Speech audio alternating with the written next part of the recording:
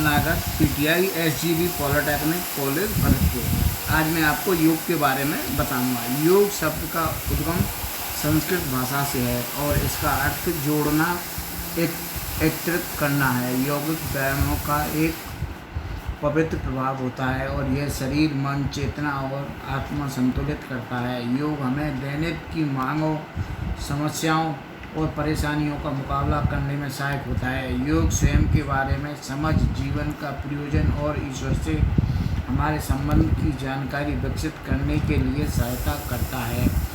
आध्यात्मिक पथ पर योग हमको ब्रह्मांड के स्वयं के साथ, वैदिक स्वयं के साथ परमानंद मिलन के सर्वोच्च ज्ञान को प्रशस्त करता है। योग सर्वोच्च ब्रह्मांडीय सिद्धांत, यह जीवन का प्रकरण, विश्व का सृजनात्मक चेतना है जो सदैव सजग रहती है और कभी सो तो नहीं, जो हमेशा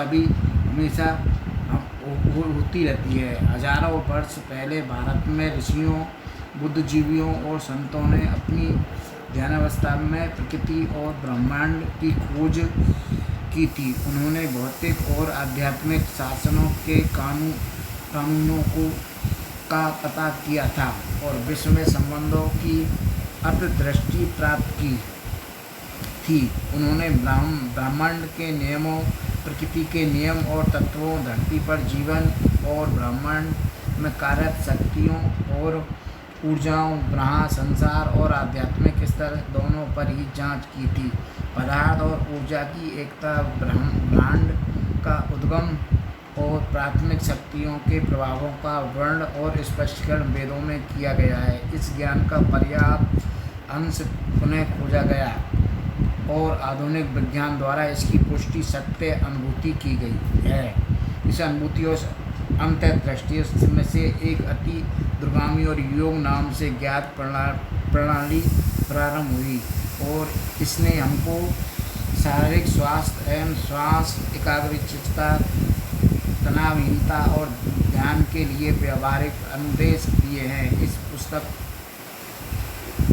किए गए वे पिछले हजारों वर्ष से सत्य सिद्ध हुए हैं और उन्हें लाखों करोड़ों लोगों ने सहायक एवं लाभदायक पाया है। दैनिक जीवन में योग पद्धति, विश्वव्यापी योग केंद्र, पूर्ण शिक्षा केंद्र, स्वास्थ्य संस्थाओं, दक्षता और खेलकूद, फिटनेस एंड स्पोर्ट्स क्लब्स, पुनर्स्थापन केंद्रों और स्वास्थ्य विचारों, हेल्थ रिसोर्ट्स में दिखाई जाती है। यह भी आयु वर्गों के लिए समीचीन उपयुक्त है। इसके लिए किसी कर्तव्य बुद्धि की आवश्यकता नहीं है और यह अयोग्य, विकलांग, बीमार और स्वास्थ्य लाभ करने वाले सभी व्यक्तियों का योगाभ्यास करने की संभावना प्रदान करती है। इसका नाम स्वयं इस बात का द्योतक है कि योग का प्रयोग दैनिक जीवन में किया जा सकता है और किया भी जाना चाहिए। व्यायाम स्तरों का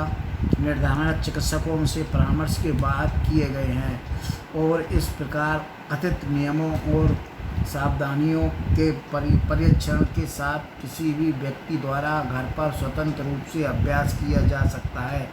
दैनिक जीवन में योग एक पुण्य प्रथा देने वाली प्रणाली है, जिसका अर्थ है कि इसमें न केवल शारीरिक अपितु मानसिक और आध्यात्मिक पक्षों पर भी विचार किया जा सकता है। सार्थक, सकारात्मक विचार, दृढ़ता, अनुशासन, सर्वोच्च के प्रति अभिविन्यास, प्रार्थना के साथ साथ दयालुता और समझ, आत्मज्ञान और आत्मानुभूति का मार्ग प्राप्त करते हैं। दैनिक जीवन में योग के मुख्य लक्षण: शारीरिक स्वास्थ्य, मानसिक स्वास्थ्य, सामाजिक स्वास्थ्य, आध्यात्मिक स्वास्थ्य, अनुभूति या हमारे अंदर दिव्यात्मा की अनुभूति।